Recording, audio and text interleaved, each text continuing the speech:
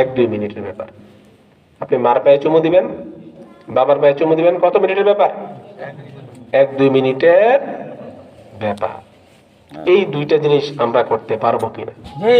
তাহলে আমাদের, কারণ যারা আল্লাহর ওলি হয়েছেন, মা বাবার খেদমত করে আল্লাহর ওলি হয়েছেন। যারা আল্লাহর ওলি হয়েছেন, নামাজ পড়ে আল্লাহর ওলি হয়েছেন। যারা আল্লাহর ওলি হয়েছেন, তারা হালাল খেয়ে আল্লাহর ওলি হয়েছেন। যারা আল্লাহর ওলি হয়েছেন, তারা সুদ না খেয়ে আল্লাহর ওলি হয়েছেন, ঘুষ না খেয়ে আল্লাহর ওলি হয়েছেন, মদ গাঁজা ফেন্সিডিল না খেয়ে আল্লাহর ওলি হয়েছেন।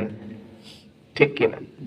এই জন্য আমরা আল্লাহর ওলিদেরকে ভালোবাসি, ঠিক আছে, কিন্তু আল্লাহর ওলিদের আদর্শ মতো চলার দরকার আছে কিনা? তাহলে নামাজ পড়বো নাকি ছাড়বো? মা বাবার খেদমত করবো নাকি করবো না? তো নবীজি কি বলেছেন? 3 ধরনের লোক জান্নাতে যাবে না। লা ইয়াদখুলুল জান্নাতা খিবুন ওয়ালা মান্নানুন ওয়ালা বাখিল। 1 নাম্বার হলো যে দান করে খোটা দেয়, সে জান্নাতে যেতে পারবে না। যে ব্যক্তি মা বাবার অবাধ্য, সে জান্নাতে যেতে পারবে না। আরেকটা হচ্ছে বখিল, কৃপণ। কৃপণ মানুষ আছে কিনা?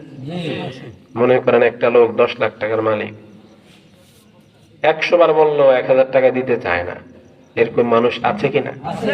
এগুলি কি বখিল।